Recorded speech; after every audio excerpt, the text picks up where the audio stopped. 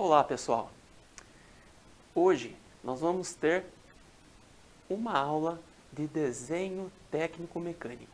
Nós vamos ter uma introdução ao desenho técnico mecânico. Eu sou o professor Anderson e vou estar acompanhando vocês em todo este módulo desse assunto, desta matéria.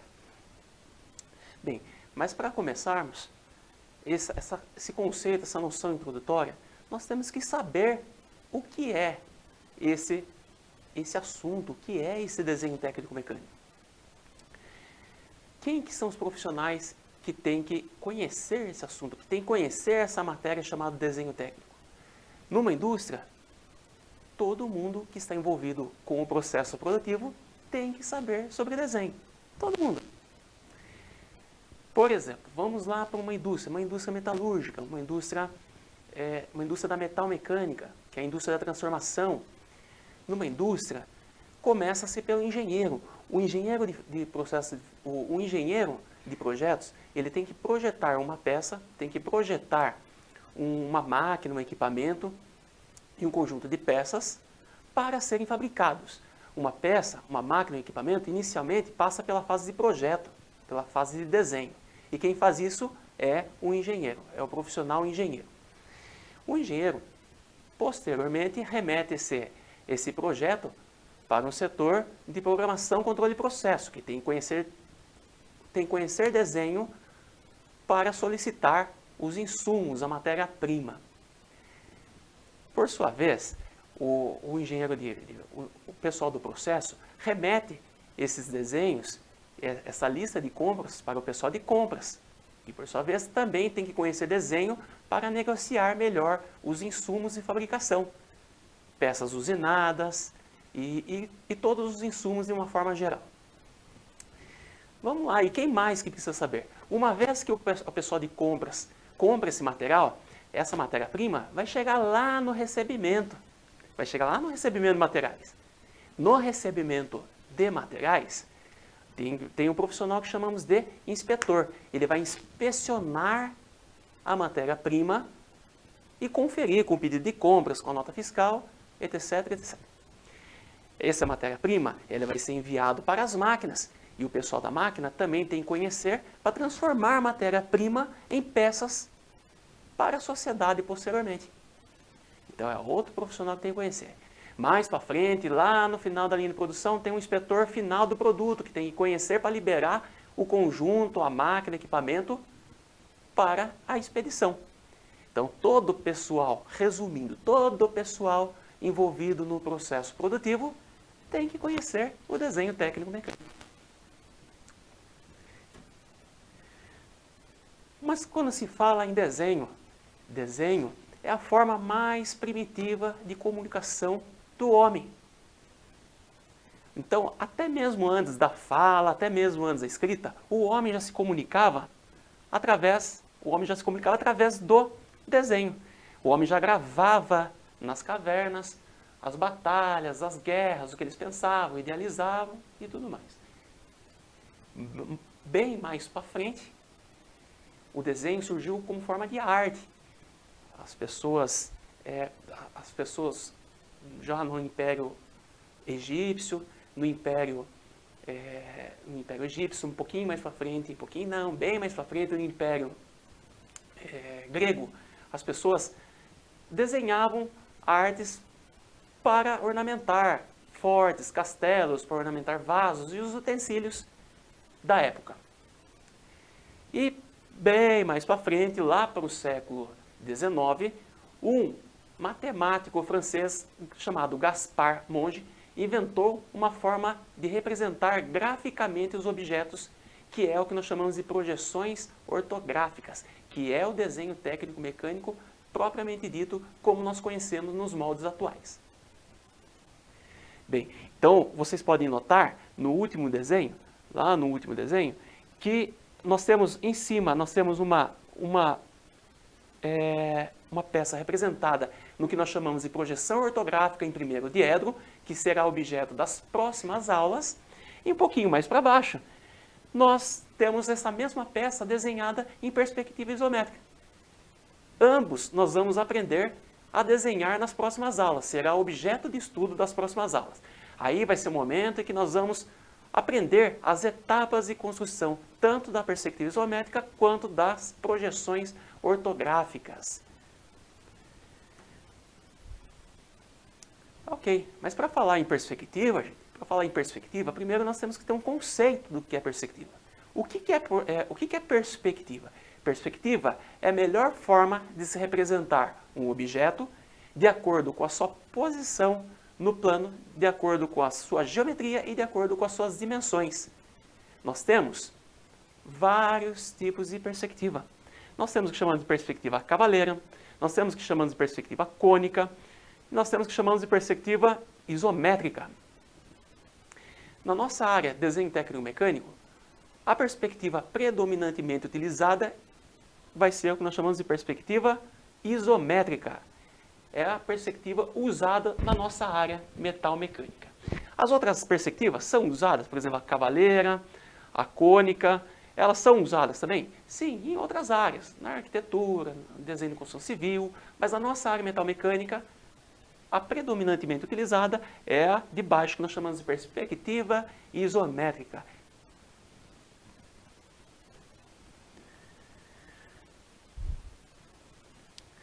Ah, tá ok.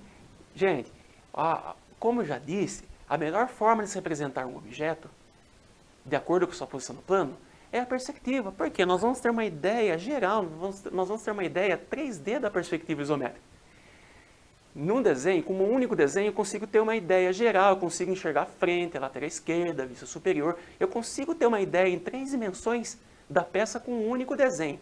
Diferente das projeções ortográficas, que eu vou precisar, via de regra, 3 vistas distintas, que é a frontal, superior, lateral esquerda, para se representar um objeto. Como vocês podem observar, essa peça que está em perspectiva corresponde a esta mesma peça que está em projeção ortográfica. Está em projeção ortográfica. Então, se eu pegar essa peça que está em perspectiva, só para vocês terem uma palhinha, um princípio, né? Um comecinho, só para vocês terem essa palhinha. Então, ó, essa peça, eu vou mostrar para vocês que essa mesma peça que está em perspectiva, mais para frente nós vamos aprender a fazer ela em perspectiva, desenhar perspectiva e fazer o rebatimento no que nós chamamos de projeção ortográfica em primeiro diedro, que é o desenho técnico brasileiro. Então, se você observar essa peça que nós temos, o que chamamos de vista frontal, quem que é vista frontal representado na projeção ortográfica, que seria essa? A vista, olhando a peça de frente, alinhada, o que nós temos? Nós temos isso daqui. Vocês concordam que a geometria da peça, a geometria, o contorno da peça, está vendo que o contorno da peça em amarelo corresponde exatamente igual à vista frontal da minha projeção ortográfica? Mas só que não adianta. Em uma única vista, não dá para eu saber, em uma única vista, construir uma peça e inspecioná-la posteriormente. Eu vou precisar de mais 2 vistas no desenho para construir essa peça. Então eu vou precisar saber o que tem a peça vendo ela de cima, vendo a peça de cima, olhando a peça de cima, o que eu tenho? Nós temos o que chamamos de vista superior do desenho. Podem observar que a vista superior na projeção ortográfica está logo abaixo e alinhada com a minha vista frontal. Ainda, olhando essa peça por cima, eu volto ela para a minha vista frontal, só que eu tenho que saber se tem alguma coisa olhando a peça pela lateral esquerda.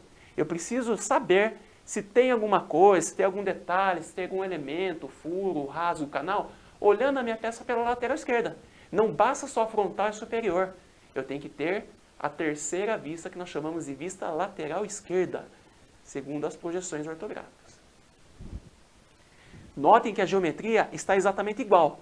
Por quê? A peça que estava em perspectiva é a mesma peça que foi rebatida em primeiro diedro na projeção ortográfica. E é isso que nós vamos aprender nas próximas aulas, com mais detalhes, evidentemente. Voltando.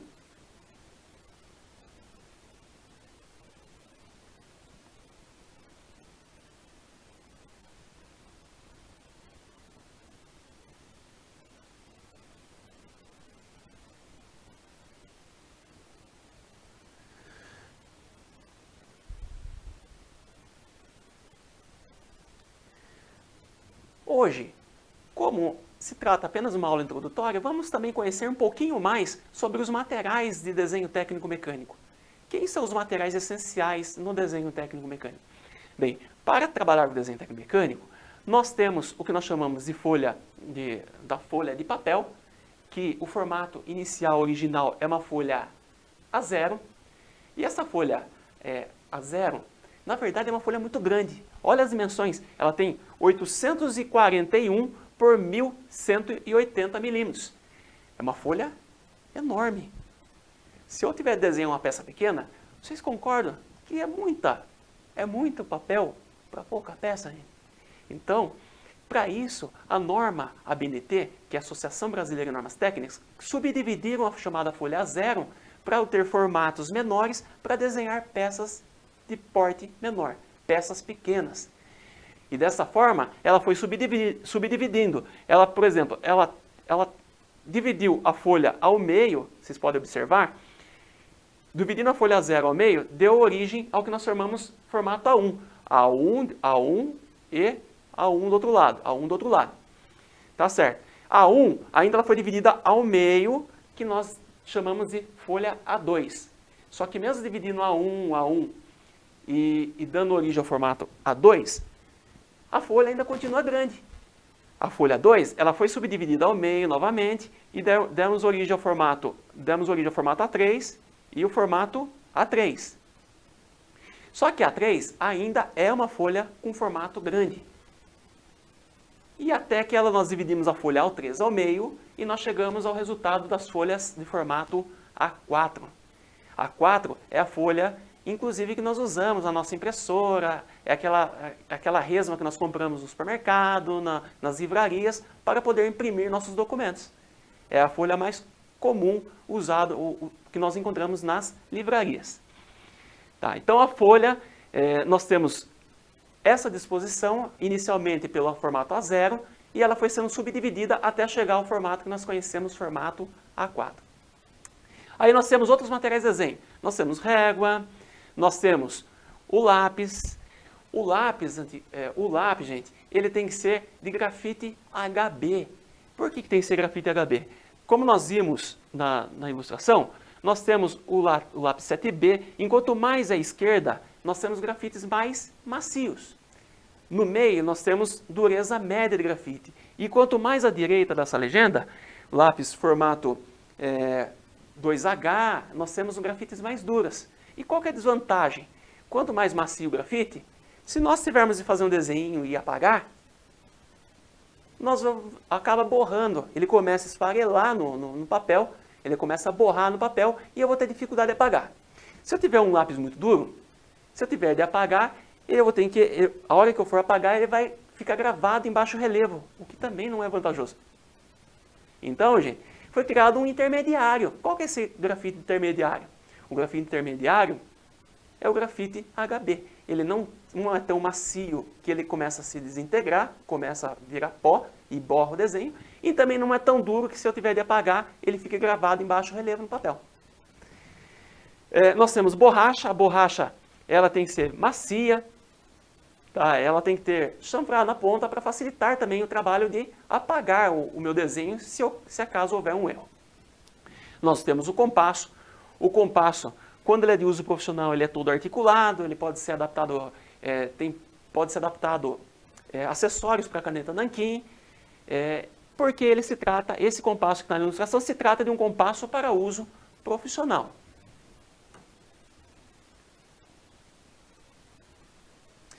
Ainda, os instrumentos de desenho, nós temos esquadro, na primeira ilustração, nós temos o esquadro de 30 por 60 graus, esquadro de 45 por 45 graus, que é desenhado tanto em projeções ortográficas quanto em perspectiva.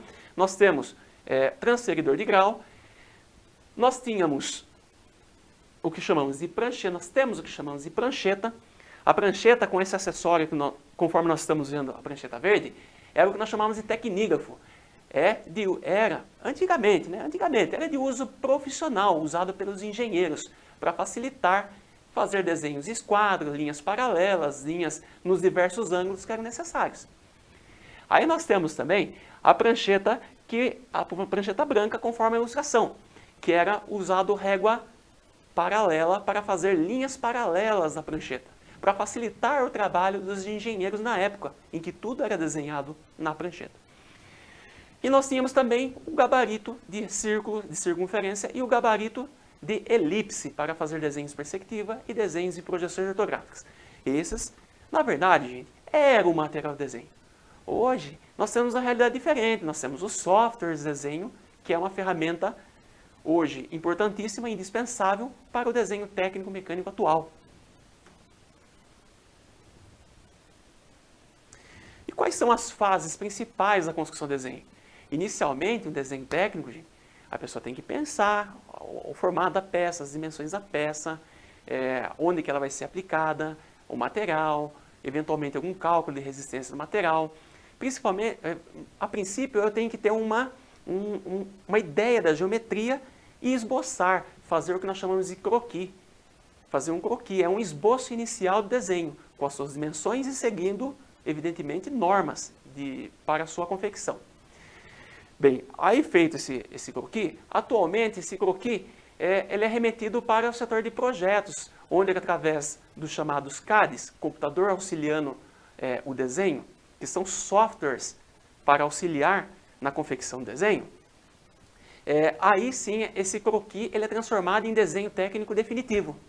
Ele pode ser transformado em desenho técnico definitivo de peças, de detalhes, como ele pode ser transformado em desenho de conjunto. Essa peça ela vai ser desenhada na disposição de seu conjunto, onde que ela vai ser montada e todas as peças que integram esse conjunto, que guarnecem esse conjunto.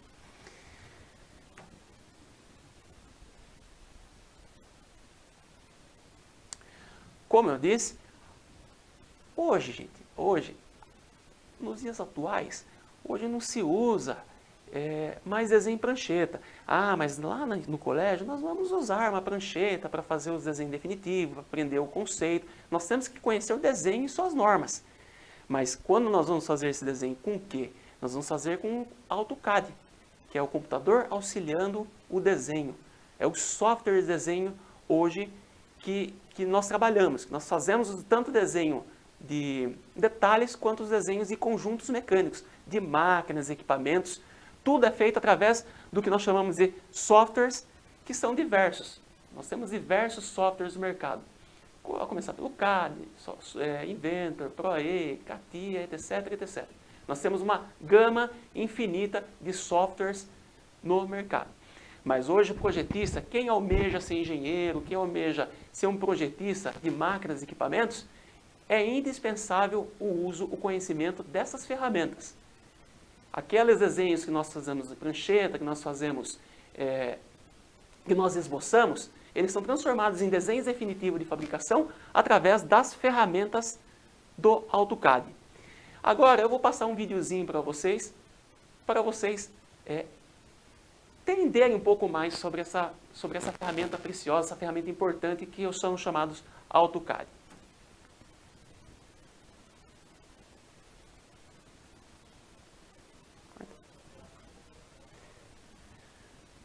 Então, gente,